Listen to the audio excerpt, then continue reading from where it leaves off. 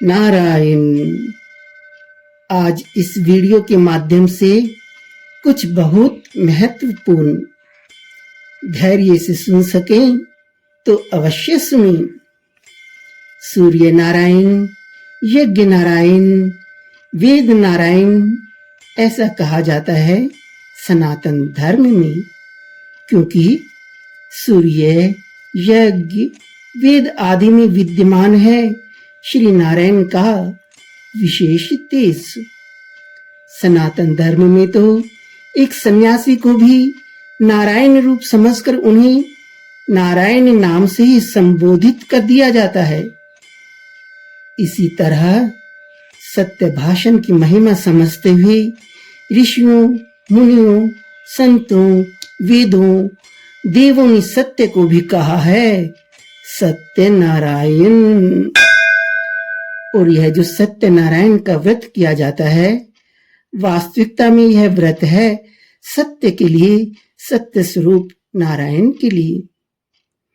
सत्य की महिमा बताने के लिए, सत्य में निष्ठा दृढ़ करवाने के लिए ही इस व्रत का नाम पड़ा है सत्य नारायण व्रत। और सत्य भाषण की महिमा का वर्णन करने वाली होने के कारण कथा का नाम ही पड़ गया सत्यनारायण कथा। सत्यनारायण व्रत की महिमा बहुत गाई है शास्त्रों ने, और इस व्रत को दुख शोक आदि का नाश करने वाला, धन धान्य की वृद्धि करने वाला, सौभाग्य संतति तथा सर्वत्र विजय प्राप्त करने वाला बताया गया है। कलिकाल में सत्यनारायण पूजा अर्थात सत्य पूजा अथवा कहिए सत्य में निष्ठा को महान फल देने वाला बताया गया है। शास्त्र के अनुसार कलयुग में सत्य व्रत अर्थात सत्य की आराधना के रूप में नारायण ही हैं।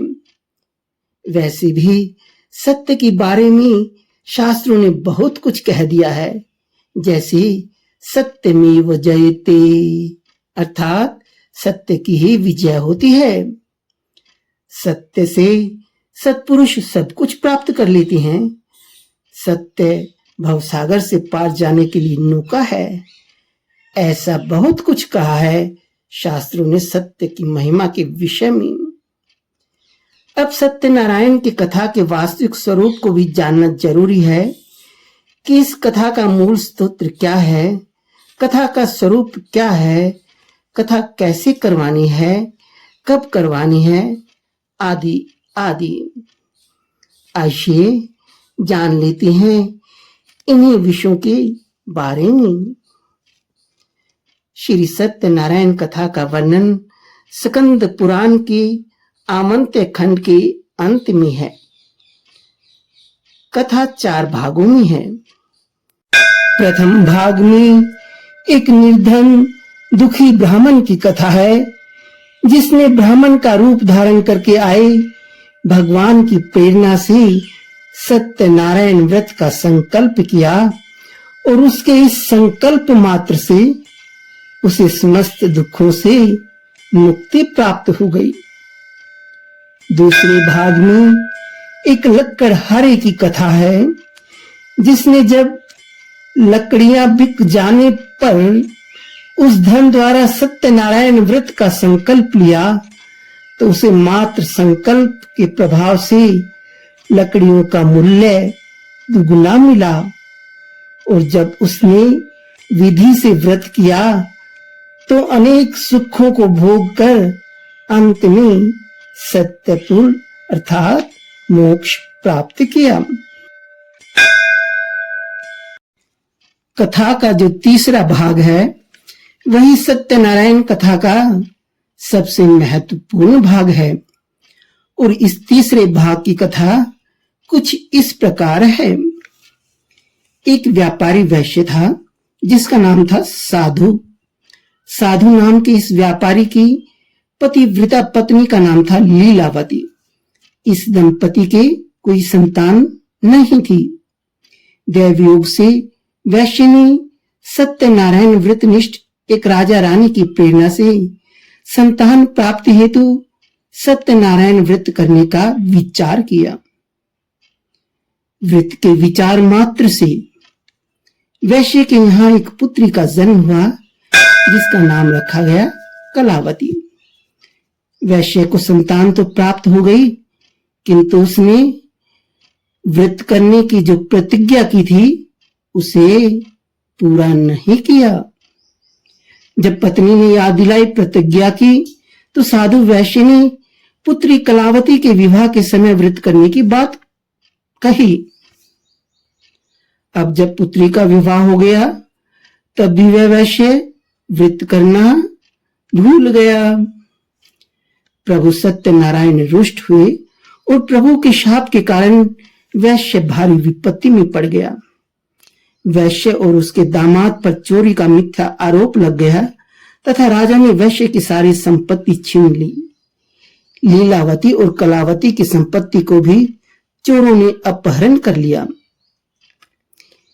बेटी कलावती की प्रेरणा से वैश्य पत्नी लीलावती ने सत्यनारायण व्रत किया, प्रभु से क्षमा मांगी, जिसके फलस्वरूप साधु वैश्य और उसके दामाद राजा के कारागार से मुक्त हो गए और उन्हें राजा द्वारा छीना गया अपना धन भी मिल गया। वैश्य नाव द्वारा अपने नगर लौट ही रहा था कि प्रभु सत्यनारायण आ गए उनके पास।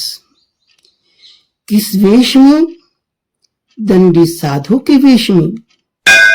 दंडी ने पूछा वैश्य से, तुम्हारे नाव में क्या है? वैश्य ने दंडी की हंसी उड़ाते हुए कहा, दंडी क्यों पूछ रहे हो? तुम्हें रुपए चाहिए क्या? मेरी नाव में तो लता पत्र भरे हैं। दंडी वेश में आए प्रभु ने कहा, तुम्हारे वचन सत्य हों। दंडी के कुछ दूर जाने पर साधु वैश्य ने देखा कि उसकी नाव में तो अब धन की अपेक्षा लता पत्र ही भरे पड़े हैं। बड़ा पश्चाताप हुआ दंडी के प्रति अपने निष्ठुर व्यवहार पर वैश्य को। वैश्य दौड़कर दंडी के पास गया और क्षमा मांगी। प्रभु की कृपा से वैश्य ने अब अपनी नाव को रत्नों से भरा पाया और सत्यनारायण की पूजा भी की। वैश्य अपने दामाद और रत्नादि सहित नगर को चला तथा अपनी पत्नी को इस बात का समाचार दूत द्वारा पहुंचाया। पत्नी ने हर्षित होकर सत्यनारायण की पूजा की और बेटी ने भी सत्यनारायण का व्रत किया, किंतु प्रसाद लिए बिना ही वैश्य पुत्री अपने पति के सामने चल पड़ी। प्रभु रुष्ट हो गए तथा धन रतन वैश्य के दामाद सहित नौका जल में अदृश्य हो गई। वैश्य की बेटी विलाप करने लगी तथा वैश्य और उसकी पत्नी भी दामाद सहित नाव के अदृश्य हो जाने से अत्यंत व्याकुल हो उठे।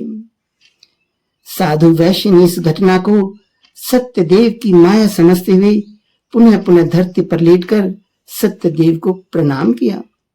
सत्यदेव पुनः प्रसन्न हुए। पुत्री द्वारा प्रसाद के तिरस्कार को इस घटना का कारण बताया। अब वैश्य पुत्री तुरंत घर लौटी, प्रसाद ग्रहण किया और जब लौटी तो पिता सहित पति रत्नों से भरी नाव को पाया। वैश्य प्रसन्न मन हो विधि पूर्वक सत्यनारायण की पूजा करके घर लौटा और प्रत्येक संक्रांति और पूर्णिमा को सत्यनारायण की पूजा करते हुए लोक में सुखी होकर सत्यलोक को प्राप्त हुआ।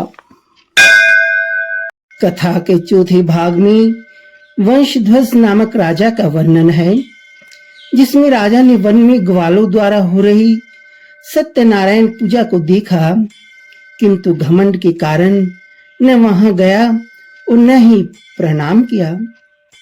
ग्वाले प्रसाद राजा के पास रख आए, किंतु राजा ने प्रसाद ग्रहण नहीं किया। इसी दोष के कारण राजा भयंकर दुख में पड़ गया, किंतु जब उसे अपनी गलती का एहसास हुआ और जब राजा ने ग्वालों के पास जाकर यथाविधि सत्यदेव की पूजा की तो पुनः सुख संपत्ति से संपन्न हो गया। कथा पूर्ण हुई। अब चिंतन करते हैं कि सत्यनारायण की कथा के 4 भाग सिखाना क्या चाहते हैं? पहला और दूसरा भाग शुभ संकल्प का महत्व बताते हैं कि मात्र शुभ संकल्प से ही जीवन में कैसा सकारात्मक बदलाव होने लगता है। तीसरा भाग शुभ संकल्प की महिमा बताता है, संकल्प पूरा नहीं करने की दुष्परिणाम को बताता है, प्रभु से क्षमा याचना की महिमा बताता है और सबसे महत्वपूर्ण बात, यह भाग साधु की और सत्य की महिमा बताता है। वैश्य ने दंडी संत की अवज्ञा की तो संत की वाणी मात्र से विपत्ति आ गई। संत के सामने झूठ बोला तो जैसा बोला वैसा ही हो गया। संपूर्ण कथा का सार बस यही है, सत्य वचन की महिमा, झूठ का दुष्परिणाम, संत की अवज्ञा का दुष्परिणाम, भगवत प्रसाद के निरादर का दुष्परिणाम तथा अहंकारवश भगवत पूजा की उपेक्षा तथा भगवत भक्तों को हीन समझने का दुष्परिणाम। नारायण नारायण नारायण। कथा क्या सिखाना चाहती है यह तो जाना।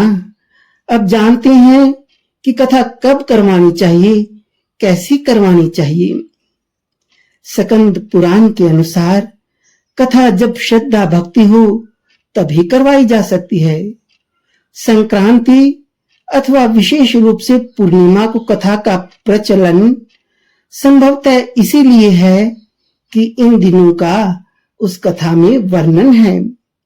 वैसे भी पूर्णिमा, संक्रांति पुण्य कर्मों के लिए विशेष दिन है। कथा कैसे करवानी है, इस विषय में बहुत साधारण नियम है। थोड़ा प्रसाद बनाएं, किंतु प्रसाद सात्विक बनाना है, जैसे गेहूं, शुद्ध घी, शक्कर, दूध, केला आदि द्वारा तैयार प्रसाद। प्रसाद में प्रयोग होने वाली सामग्री की मात्रा को विशेष रूप से बताया गया है। प्रत्येक सामग्री जैसे गेहूं का आटा, घी, गुड़ आदि सवा के हिसाब से होनी चाहिए, जैसे सवा छटाक, सवा पाव, सवा सेर अथवा सवा किलो आदि। पंडित जी को दक्षिणा भी सवा के हिसाब से देनी बताई गई है। दक्षिणा को सवा किस हिसाब से देनी है, इसे कथा करवाने वाले स्वयं तय करें, क्योंकि आजकल चवन्नी शायद सुलभ नहीं है। कथा के माध्यम से सत्य निष्ठा की महिमा को एक बच्चे के लिए भी कैसे सुलभ बना दिया, यही तो सनातन ग्रंथों व सनातन धर्म की विलक्षणता है। सनातन धर्म की जय, सनातन संस्कृति की जय।